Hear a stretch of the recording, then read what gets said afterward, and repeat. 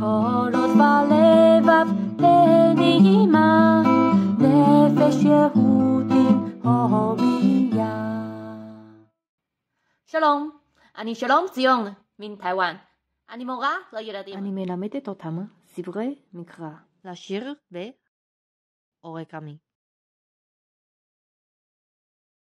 ביקרתי בישראל בקיץ של השנה שעברה. התרבות וההיסטוריה העשירות שלה מושכות אותי.